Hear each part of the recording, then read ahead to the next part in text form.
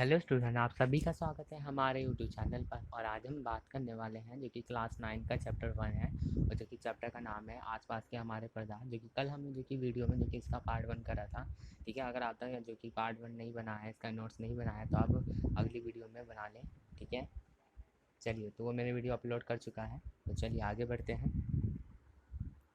तो चलिए, आज हम यहाँ पढ़ेंगे क्या पदार्थ में अपनी अवस्था में क्या बदलाव ला सकते हैं। तो चलिए स्टार्ट करते हैं। और साथ में कॉपी और पेन जरूर निकालिए। ठीक है, मैं क्वेश्चन भी बोलूँगा, आंसर भी बोलूँगा। ठीक है, और थोड़ा समझ से चलेंगे। ठीक है, तो चलिए स्टार्ट करते हैं। अपने प्रश्न हम जानते हैं कि जल पदार्थ के तीनों अवस्था में रह सकता है। ठीक है, ठोस, द्रव और गैस की अवस्था में ये रह सकता है। ठीक है, जैसे कि ठोस जैसे हो गया बर्फ, द्रव हो गया क्या हो गया जल, और गैस हो गया वाष्पन। ठीक है, ये चीज़ भी याद रखेंगे। ठीक है, ये है ना, ये चीज़ कॉपी में आप लिख लीजिए थोड़ा सा साइड में। ठीक है, चलिए आगे बढ़ते हैं। अवस्था बदलने में के दौरान पदार्थ के अंदर क्या होता है? अवस्था में परिवर्तन के पदार्थ के कणों पर जो कि प्रभाव पड़ता है, क्या हम इन प्रश्नों के उत्तर नहीं खोजना चाहिए? ठीक है, तो आगे भी इसको देखेंगे। ठोस के तापमान जो कि बढ़ाने पर उसके कणों की जो कि गति ऊर्जा बढ़ जाती है। गति ऊर्जा बढ़ने की वृद्धि होने के कारण कण अधिक तेजी से कंपन करने लगते हैं, और ऊष्मा के द्वारा प्रयुक्त की गई ऊर्जा कणों के बीच जो कि आकर्षण बल के पार कर लेती है। इसके कारण जो कि कण नियत स्थान पर छोड़कर अधिक स्वतंत्र होकर गति लगते हैं। इस अवस्था ऐसी आती है कि जब ठोस पिघलकर द्रव में परिवर्तित हो जाता है। ठीक है, जैसे न्यूटन तापमान पर ठोस पिघलकर द्रव बन जाता है, ठीक उसे गलनांक कहते हैं। अब कई बार आपसे ये क्वेश्चन पूछा जाएगा कि गलनांक किसे कहते हैं। ठीक है, न्यूटन स्थान पर ठोस पिघलकर द्रव बन जाता है, उसको ही हम गलनांक कहते हैं। ठीक है, ये भी लिख लेंगे। चलिए आगे बढ़ते हैं। अब पूछा जाएगा कि बर्फ की गलने की प्रक्रिया कितने एम से नापते हैं? जो कि 273.15 के से नापते हैं। ठीक है, इस पर जो कि क्या होता है, बर्फ गल जाता है, यानी ठोस से द्रव अवस्था में परिवर्तित हो जाता है।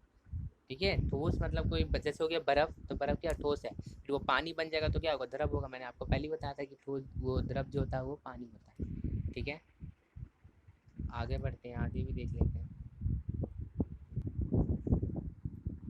ठोस की गलने की प्रक्रिया में तापमान समान रहता है, ऐसे उसमें ही ऊर्जा की जाती है। जैसे गलने के प्रयोग में दौरान आपने ध्यान दिया होगा कि गलनांक पहुंचने के बाद जब तक संपूर्ण पिघल नहीं जाती, तापमान नहीं बदलता। पीकर को ऊष्मा प्रदान करने के बावजूद भी ऐसा ही होता है। कणों के परास्थित आकर्षण बल अभूषित करके पदार्थ की अवस्था को बदलने में इसे ऊष्मा का उपयोग होता है, क्योंकि इसमें तापमान बिना किसी भी तरह की बुद्धि दर्शाए गए हैं, और उसमें ऊर्जा जो कि बर्फें अवशोषित कर लेती है, और जो कि ये है माना जाता है कि ये बीकर जो कि ली गई सामग्री में छुपी रहती है, जिससे गुप्त ऊष्मा कहते हैं। ठीक है, तो यहाँ से भी एक और क्वेश्चन बनता है कि गुप्त ऊष्मा क्या है, इससे आप क्या समझते हैं? ठीक है,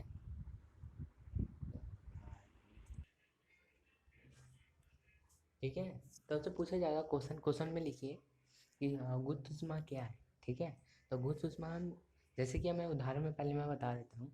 जैसे हमने घर में देखते हैं कि आप रोटी बनती है। ठीक है, जब रोटी बनते हैं तो उसके अंदर फूला फूला क्या होता है, वो धुआं भर जाता है ना, जिसका दाबते हैं तो धुआं निकलता है। तो क्या ये छुपी ऊष्मा ही है ये? ठीक है,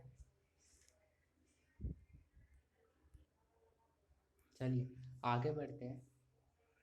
और यह माना जाता है कि बीकर में ली गई सामग्री में छुपी है, जिसमें गुप्त ऊष्मा कहते हैं। यह गुप्त ऊष्मा अभिप्राय छुपी होती है। वायुमंडल के दाब पर 1 किलो ठोस उसके गलनांक पर द्रव बदलने में जितनी ऊष्मा लेती है, नहीं बच सकते, संलग्न की गुप्त ऊष्मा भी कहते हैं।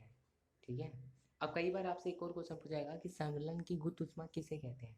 ठीक है, तो आप यहाँ से लिखेंगे कि वायुमंडल पर दाब 1 किलो ठोस उसके गलनांक पर द्रव बदलने में जितनी उसमें ऊर्जा लेती है, उसी को ही संलग्न की गुप्त ऊष्मा कहते हैं। ठीक है, ये भी ध्यान रखेंगे। ठीक है, आगे बढ़ते हैं। हम जल में जो कि उसमें ऊर्जा लेते हैं, तो कण अधिक तेजी से गति करती है। ये निश्चित तापमान पहुंचकर कणों में इतनी ऊर्जा आ जाती है कि वे परस्पर आकर्षण बल को तोड़कर स्वतंत्र हो जाते हैं। इस तापमान में जो कि द्रव गैस में बदलना शुरू हो जाता है। वायुमंडल के दाब पर तापमान जिस द्रव को अपने उबलने लगता है उसको क्वथनांक कहते हैं। कई बार आपसे ये भी क्वेश्चन पूछा जाएगा कि क्वथनांक किसे कहते हैं। ठीक है, तो यहाँ से लिखेंगे वायुमंडल के दाब पर यह तापमान जिस द्रव का उबलना शुरू हो जाता है उसका क्वथनांक कहलाता है। ठीक है, यहाँ से लेकर यहाँ तक लिख लेंगे, ठीक है, कि क्वथनांक किसे कहते हैं। साथ में लिखते चलेंगे आंसर भी। चलिए आगे बढ़ते हैं। आगे जो कि है क्वथनांक समष्टि गुण है। ये सभी गुणों को इतनी ऊर्जा मिलती है कि वे भाप में बदल जाते हैं, ठीक है। जल की जो कि तापमान है, पूछा जाएगा कि कई बार ऐसे भी क्वेश्चन पूछेगा कि जल का कितना तापमान है, तो लिखेंगे 373 के, ठीक है, और 100 डिग्री। 373 का 300 डिग्री, ठीक है, ये याद रखेंगे, ये और ये, ठीक है, ये लिख लेंगे साइड में, ठीक है। कि जल के लिए ये तापमान है, ठीक है। पूछा जाएगा कि जल के लिए तापमान के बारे में बताइए कि कितना उसके अंदर वो होता है, ठीक है, यानी क्षमता। चलिए आगे बढ़ते हैं। क्या बाष्पीकरण कुछ ऊष्मा के प्रभावित कर सकते हैं? क्या उसी प्रभावित कीजिए कि जैसे कि हमने संगल की प्रस्तुत ऊष्मा पराजित किया है, जैसे 323 के 100 डिग्री तापमान पर भाप अर्थात भाप जो कि द्रव परिवर्तन में ठोस अवस्था में बदल जाता है, जैसे गैसीय अवस्था में प्रक्रिया को ऊर्ध्वपातन भी कहते हैं। तो कई बार आपसे ऐसा क्वेश्चन पूछा जाएगा कि ऊर्ध्वपातन किसे कहते हैं, ठीक है। तो आप लिखेंगे यहाँ से, एक सेकेंड, क्वेश्चन आपने तो लिख लिया होगा, तो यहाँ से लिखेंगे कि द्रव अवस्था में परिवर्तित बिना ठोस अवस्था में सीधे सीधे गैसीय अवस्था में बदल जाता है, तो उसको ऊर्ध्वपातन कहते हैं। तो क्वेश्चन लिख लीजिए कि ऊर्ध्वपातन किसे कहते हैं और एक उदाहरण देकर समझाइए, ठीक है। तो पहले यहाँ से यहाँ तक लीजिए, ठीक है, और उदाहरण जिससे दे देंगे, कपूर दे देंगे, नाथली दे देंगे, नौसादर दे देंगे, ठीक है, और ठोस कार्बन डाइऑक्साइड, ठीक है। चलिए आगे बढ़ते हैं। कई बार आपसे ऐसा भी क्वेश्चन पूछा जाएगा कि ड्राई आइस क्या शुष्क बर्फ किसे कहते हैं, ठीक है। तो ठोस कार्बन डाइऑक्साइड को ही शुष्क बर्फ कहते हैं, ठीक है, मतलब ड्राई आइस किसे कहते हैं, ठोस कार्बन डाइऑक्साइड को ही ड्राई आइस कहते हैं, ठीक है, यहाँ लिखा हुआ है। चलिए आगे बढ़ते हैं। अब जो कि यहाँ से हमारा स्टार्ट होता है दाब में परिवर्तन यानी प्रभाव। हम जानते हैं कि घटक के बीच दूरी में से अंतर होने के कारण पदार्थ की विभिन्न अवस्थाओं में अंतर होता है। किसी भी सिलेंडर में भरी गैस दबाव लगने पर इस संपीड़न के कारण होगा, इसके कणों के बीच दूरी कम हो जाएगी। क्या आपको यह लगता है कि दाब बढ़ाकर घटाने से पदार्थ की अवस्था में परिवर्तन हो सकता है? लिखा ना कि दाब बढ़ने पर जो कि तापमान घटने में गैस द्रव में बदल जाती है। क्या आपको ठोस CO2 के बारे में सुना है? क्या इससे कुछ दवा संग्रहित किया जाता है? क्या वायुमंडलीय पे दाब एक एक एटमॉस्फेयर आइटम हो जिसे ठोस के CO2 द्रवावस्था में बिना सीधे गैसीय अवस्था में परिवर्तित हो जाते हैं। जैसे कि ये चित्र दे रखा है, जैसे कि एक होता है ना कि दाब में परिवर्तन ला सकते हैं, जैसे कि जैसे आप देखते हैं उसको, जैसे कि जो साइकिल में जो हवा हम भरते हैं, पाइप से भरते हैं, वो जो किसके भरते हैं यार, वो जो कि जैसे कि आप देखते हैं कि ऐसे जो बना हुआ रहता है ऐसे, और जो कि ये साइकिल जो रहता है यहाँ पे, जो कि हम दाब डाल के, जो यहाँ डंडी रहती है उसको हम दाब डाल के इसमें गैस भर देते हैं, हवा ही रहता है ना वो, तो ये क्या होता है, ये फूल जाता है। फूलने से जो कि हम दाब डाल रहे हैं तो वो भरे जा रहा है, और दाब नहीं डालेंगे तो गैस अंदर जाएगा नहीं, ठीक है, यही है। इसको अगर इसको साइंस की भाषा में अगर समझे तो इसको पिस्टन बोला जाता है, अगर साइंस की भाषा में समझे तो, ठीक है। अब आता है वाष्पीकरण, ठीक है। पदार्थ की अवस्था में बदलने के लिए क्या सदैव उष्मा ही बदलना आवश्यक है? क्या अपने दैनिक जीवन में आप ऐसा कोई उदाहरण दे सकते हैं कि जिसमें बिना क्वथनांक पहुंचे हुए कोई भी द्रव भाप अवस्था में बदल जाता है? क्या जल में खोल छोड़े धीरे धीरे धीरे भाप में परिवर्तित हो जाता है? तो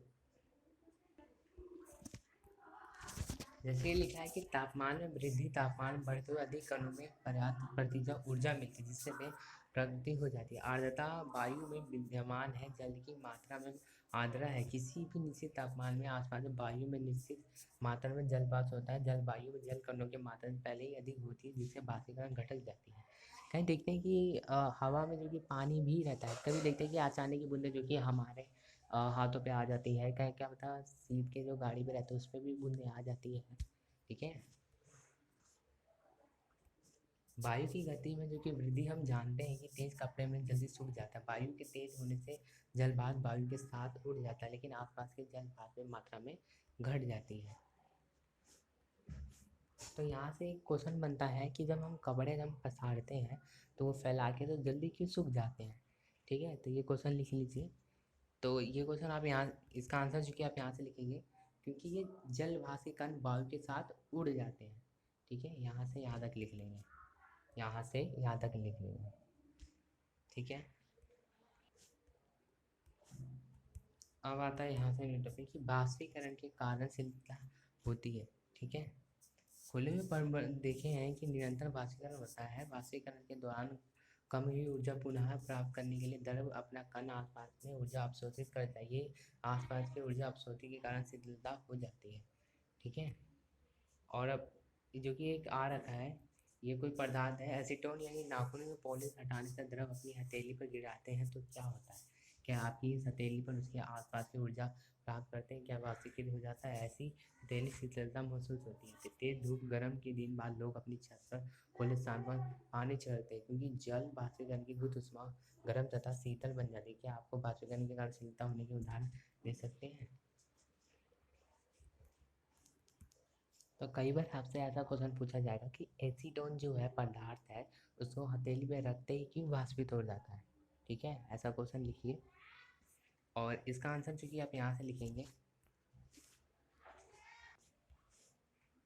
तो इसका आंसर आप यहाँ से लिखेंगे कि हथेली पर गिरते ही, यहाँ से क्या गया, हथेली पे आसपास जो कि ऊर्जा प्राप्त कर लेता है, वाष्पीकृत हो जाता है तथा हथेली का शीतलता महसूस होता है। ठीक है, यहाँ से यहाँ तक लिख लेंगे। ठीक है। अब कई बार लिखा हुआ है, जैसे आप लोग गांव में रहते होंगे, गांव में आपने कभी आप रहे होंगे, तो दिखते नहीं कि छत पे लोग रात को छत पे सोते हैं तो लोग पानी मतलब पहले ही दे देते हैं, शाम को 5 या 4 बजे लगभग दे देते होंगे। तो उससे क्या होता है कि हमें फिर वो जो होता है वो ठंडा क्यों महसूस होता है बर्बाद में। तो इसका आप यहाँ से लिखेंगे, देखिए, तेज धूप वाले गर्मी के दिन लोग अपनी छत पर खुले स्थान पर पानी छिड़कते हैं, ऐसा क्यों, ऐसा लिखेंगे क्वेश्चन। ठीक है। पर यहाँ से आंसर लिखिए, क्योंकि जल के वाष्पीकरण की गुप्त ऊष्मा गर्म सतह की शीतल बनाती है। ठीक है, क्या शीतल बना देती है। ठीक है, और यहाँ तक लिख देते हैं, यहाँ से यहाँ तक। अब यहाँ से कि गर्मी में जो कि सूती कपड़े पहनते हैं क्यों।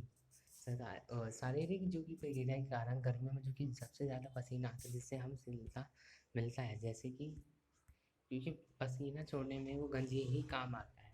ठीक है, गंजी की वजह से हम जानते हैं कि वाष्पीकरण के दौरान द्रव की सतह पर जो कि कण हमारे शरीर आसपास की ऊर्जा प्राप्त करके भाप बदल जाते हैं। वाष्पीकरण की प्रस्तुत ऊष्मा बराबर उसमें ऊर्जा के बावजूद शरीर अवशोषित हो जाती है, जिससे शरीर शीतलता हो जाती है, क्योंकि सूती कपड़ों को जल अवशोषण अधिक होता है इसीलिए।